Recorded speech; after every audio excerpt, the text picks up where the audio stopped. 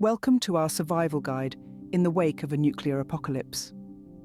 In the face of complex scientific advances and societal shifts, the discovery of nuclear technology has left a profound impact on our history and existence. But what happens when disaster strikes? Surviving a nuclear fallout is more than just surviving the immediate radiation outbreak. It involves unraveling the intricacies that follow, a strong understanding of the situation, unity, and a determined survival instinct. Our mission is to guide you through this maze of peril and doubt, lighting the way towards safety and optimism. First, we'll delve into the vital science of radiation protection. It might be challenging to comprehend this unseen danger, but simply put, it's about obstructing the path of radioactive particles. It's about setting up a barrier between you and the invisible foe. We'll discuss the principles of time, distance, and shielding in detail, and assess various materials for their radiation-blocking effectiveness, safety protocols, and the right and wrong actions in a radioactive situation. Next, we'll discuss the crucial process of decontamination. This involves more than just removing dirt. It's about eliminating radioactive particles that might have to your skin, clothes, or environment. We'll go through the careful process, the equipment and methods used, and the safety measures to follow. Discussions will include removing contaminated clothing, washing exposed skin, and safe disposal of contaminated material.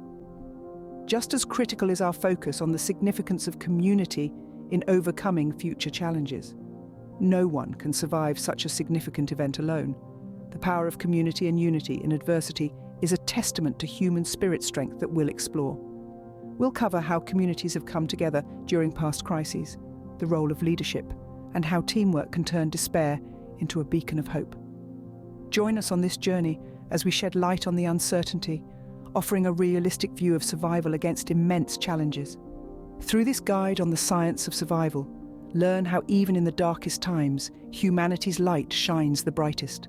Learn how preparedness, cooperation, and resilience can turn despair into hope, and radioactive destruction into a testament to survival and spirit. As we go through this extensive guide, we aim to enhance your understanding, better prepare you for unlikely events, and reinforce that even in the most catastrophic circumstances, there's always a path forward, a path to survival, a glimmer of hope that can turn into a symbol of resilience and unity. Through this guide, we aim to inspire, educate, and instill in you the knowledge and bravery to face any adversity. After all, we are all survivors, born from adversity, formed by challenges, and destined to shine, even in the most daunting circumstances. As we venture further into this survival guide, it's time to pull back the curtain on the invisible enemy, radiation. We will delve into what radiation is, energy moving in the form of particles or waves, omnipresent from the warmth of the sun to the signals on our mobile phones. However, our focus is on ionizing radiation, the type that poses a threat to our bodies. This form of radiation endangers us by producing ions that can damage cells and DNA, potentially leading to sickness or even death. However, we should not let fear guide us, but rather inspire us to understand the protective measures we can implement. So, how do we ourselves from this unseen hazard? The solution is based on three key principles: time, distance, and shielding. Time pertains to the duration of radiation exposure. The shorter the exposure, the lower the risk. Distance entails putting as much space and material between you and the radiation source, like staying in a basement or a central room during a fallout. Finally, shielding involves using materials that can obstruct or lessen radiation, with varying degrees of effectiveness across different materials. In this guide, we'll explore these principles in greater detail, examining different types of shelters and strategies for survival if caught outside during a fallout. Remember, knowledge is your most potent weapon in this battle. By comprehending radiation and its protective measures, you're already one step ahead in the fight for survival, so stay tuned, stay informed, and remember, we're weathering this storm together. Now that we've become acquainted with the concept of radiation, we're going to dive deeper into the different types of radiation and their individual effects. We'll be examining three main forms of ionizing radiation: alpha particles, beta particles, and gamma rays. Each type has its unique characteristics and effects. Alpha particles, for instance, are large yet slow, unable to pierce even a piece of paper or human skin. However, they become quite harmful if swallowed or breathed in, causing notable damage to any tissues or organs they touch. Beta particles, on the other hand, are quicker and smaller, capable of penetrating the skin, but usually stopped by a thin layer of metal or plastic. They, like alpha particles, pose a risk if ingested or inhaled, and can also cause skin burns if exposure is prolonged. Lastly, there's gamma rays. These are the most penetrating and dangerous of the three. They can pass through the human body and many types of materials with ease, necessitating dense materials such as lead or concrete for shielding. It's crucial to understand these types of radiation because it allows us to plan our protection strategies effectively. For example, using a dust mask or respiratory protection can help stave off the ingestion or inhalation of alpha and beta particles. Conversely, a sturdy, well-placed shelter can offer us protection from gamma radiation. Throughout our discussion, we'll be providing practical tips on how to best shield ourselves from each type of radiation. So stick with us as we venture deeper into the science and survival strategies of combating nuclear fallout. Having discussed the types of radiation and their potential effects, it's crucial to understand what to do if you or someone else gets exposed. We will now outline the decontamination process. This process aims to reduce or remove any radioactive materials that may have come into contact with human skin or clothing, preventing further spread and reducing the risk of internal contamination. A key initial step in this process is removing clothing, which alone can eliminate a substantial amount of radioactive material. The emphasis is then placed on gentle washing of the exposed skin and hair using warm water and soap. It's important to avoid scrubbing or scratching the skin to prevent any open wounds. If water is not readily available, the use of a cloth to wipe off contamination is recommended. The goal here is to remove or reduce the radioactive particles, not to further harm the skin by scrubbing or scraping it raw. Equally crucial is the careful handling of contaminated materials. A specific area should be designated for contaminated clothing, and any contaminated water or materials involved in the cleaning process should be properly managed. This knowledge of decontamination could be life-saving in the event of a nuclear fallout. Stay tuned as we further delve into this topic, arming ourselves with the power of knowledge and the strength of preparedness. Decontamination can prove to be a complex process, but with the right resources at your disposal, it can be significantly simplified. In this segment, we will be discussing the most fundamental and indispensable tools for decontamination: soap and warm water. They contribute to the removal of nearly 99% of external contamination. Furthermore, it's crucial to maintain a stock of clean, uncontaminated water to facilitate this process. Beyond soap and water, other tools play a significant role in the decontamination process. You'll need a clean, dry towel for gentle drying post-washing. Do avoid rough drying as it risks causing skin abrasions, which could lead to internal contamination if radioactive materials linger. Disposable gloves offer a supplementary layer of protection during decontamination. They prevent radioactive materials from spreading to other body parts and can be disposed of safely after use. Having a dedicated container for the storage of contaminated items also helps in preventing further contamination. This can be a simple, large, sealable plastic bag. It's essential to remember to keep calm, act swiftly and methodically, making use of the tools at your disposal to minimize contamination. In our upcoming segment, we will delve into the principles of constructing a safe and efficient shelter, an imperative aspect of survival during a nuclear fallout scenario. Stay with us as we continue to equip you with the knowledge to navigate this challenging situation. In the face of a nuclear apocalypse, it's not just individual knowledge and preparedness that matters. A strong, supportive community can play a pivotal role in surviving such a catastrophic event and steering towards recovery. This portion of our guide will emphasize the profound importance of community collaboration in the face of nuclear devastation. Giving thought to this, securing your immediate surroundings and decontaminating yourself is pivotal. But what about the larger area you inhabit? This is where the community's collective strength becomes crucial. By pooling resources, disseminating knowledge and skills, and fostering a supportive environment, a community can become a beacon of hope during dark times. Consider a situation where a vast region requires decontamination. It's an overwhelming task for an individual, but becomes feasible when shared among a group. Likewise, constructing a shared fallout shelter can safeguard a greater number of people, making effective use of combined resources and collective effort. This shared safe haven could be equipped with communal guaranteeing everyone has access to the necessities. Besides, the emotional support within a community can be a lifeline in high-tension situations. The reassurance that you're not alone, having others to exchange fears and hopes with, can impact mental health. In the wake of a nuclear apocalypse, communities can rally together to reconstruct, decontaminate, and provide aid to those most affected. This is the power of community, transforming a survival situation into a narrative of collective resilience and strength.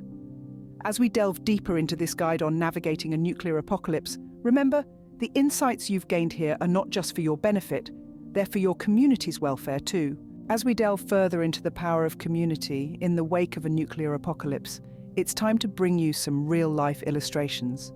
These chronicles of resilience and unity will not only ignite your spirit, but also offer tangible insights on how communities can unite during cataclysmic events. Our first narrative transports us to Hiroshima, Japan. Post the cataclysmic atomic bomb attack in 1945, the community had to marshal their forces to reconstruct their city and lives. Despite the calamity, the citizens of Hiroshima manifested remarkable resilience. They pooled resources, provided emotional support, and pioneered a healthcare system tailored for bomb survivors, demonstrating that unity is indeed a catalyst for resilience. We then transit Chernobyl, Ukraine, where the nuclear catastrophe in 1986 rendered the area inhospitable, but it did not shatter the community spirit. The Samozali, or self-settlers, constitute a group of individuals who elected to return to their homes in spite of radiation threats. Their robust community bonds and attachment to their homeland has empowered them to persist in a demanding environment, sharing resources and aiding each other. We finally pivot to Fukushima, Japan, where the nuclear disaster in 2011 triggered mass evacuations. Irrespective of this, certain residents made the choice to return and re-establish their community. They collaborated to detoxify their homes and agricultural land, proving that a communal effort can indeed yield significant results. These underscore the significance of community strength and unity in navigating a nuclear apocalypse. They highlight that while scientific knowledge, survival abilities, and decontamination skills are indispensable, it's the human spirit of resilience, community, and solidarity that truly makes survival feasible. As we segue into the final scene, bear in mind that you are not alone on this voyage. Your community is your fortress. As we've seen, communities have demonstrated remarkable resilience in the face of nuclear disasters. Now, let's shift gears and take a deep dive into the future potential of nuclear power, viewed by some a possible solution to our escalating energy needs and environmental concerns. Nuclear power is a hotly debated topic, with its high energy yield and zero carbon emissions on one side of the scale, and the risk of accidents plus the issue of nuclear waste disposal on the other. But advancements in nuclear technology are indeed noteworthy. Innovations such as small modular reactors, or SMRs, are making waves for being smaller, safer, and economically feasible. They hold the promise of reducing on-site accidents and making nuclear power more accessible to regions with smaller power grids. Equally intriguing is the ongoing research in nuclear fusion, the very process that powers the sun and stars, which holds the potential to be a clean, virtually inexhaustible source of energy. But the impact of nuclear technology isn't confined to power generation alone. It's paving the way in nuclear medicine, utilizing radioactive substances to diagnose and treat diseases, and in space propulsion, which could considerably reduce travel time to distant planets. Looking ahead, it's crucial to balance these benefits with the risks, learning from past incidents, investing in safety, and cultivating a culture of responsibility and transparency. The future of nuclear technology isn't solely in the hands of scientists and engineers, but ours as well. As we wrap up on this, don't forget the resilience and unity we've seen in communities dealing with nuclear fallout, and how it symbolizes our ability to surmount even the most formidable challenges. The future of nuclear technology is not just about harnessing its power, but also about ensuring we can protect ourselves from its potential hazards. Now, let's turn our attention to the development of new materials for radiation shielding. The importance of understanding and mitigating the possible dangers of radiation is paramount, particularly in the event of a nuclear incident. The good news is that scientific advances have bolstered this field significantly. Over the past few years, we've seen the birth of new materials specifically engineered to counter radiation more efficiently. These innovations encompass materials like concrete and boron-infused substances known for absorbing neutrons and subsequently lowering radiation levels. Additionally, nanomaterials are under rigorous study as they show promise of delivering superior radiation protection in a less bulky form. Moving on, let's discuss the evolution of radiation suits.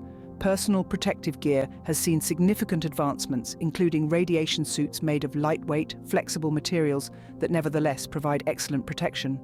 A prime example is Demron, a radiation-resistant fabric used to manufacture suits that guard against nuclear radiation, offering a blend of protection, lightness, and flexibility.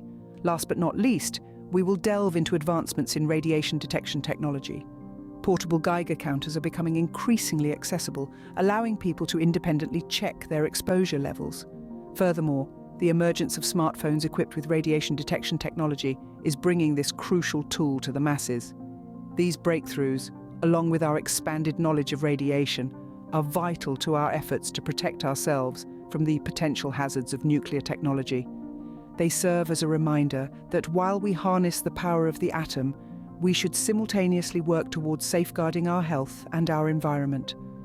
All of this will be wrapped up in our concluding segment, where we continue to explore the science, survival, and solidarity of navigating nuclear fallout. In our exploration of the science and survival strategies for a nuclear apocalypse, one facet prominently shines among the technical jargon and cutting-edge solutions: the critical significance of solidarity. As we will discuss, the aftermath of a nuclear catastrophe is a global concern, not something that can be by a single person, city, or even nation. The response, therefore, must also be international in scale, involving the sharing of knowledge, resources, and expertise. In this global effort, countries need to collaborate on devising the most effective protective strategies, and communities need to join hands to put them into action. This intercontinental response includes scientists working together to deepen our understanding of radiation and its impacts, as well as businesses innovating to fabricate necessary materials, technologies, and medical countermeasures. But most vitally, it requires individuals to step forward, comprehend the risks, and take the necessary precautions for their own safety and that of their communities. In the next scene, we conclude our journey, reflecting on our learnings and looking towards the future with preparedness. As our journey through the intricate terrain of nuclear fallout, radiation, and decontamination winds down, we trust you've gained a more profound comprehension of this formidable subject. Nuclear fallout is a global challenge, but it also serves to underscore human innovation, collaboration, and perseverance.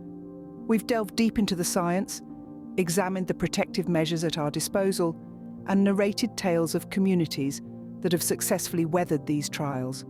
We leave you with a message of hope.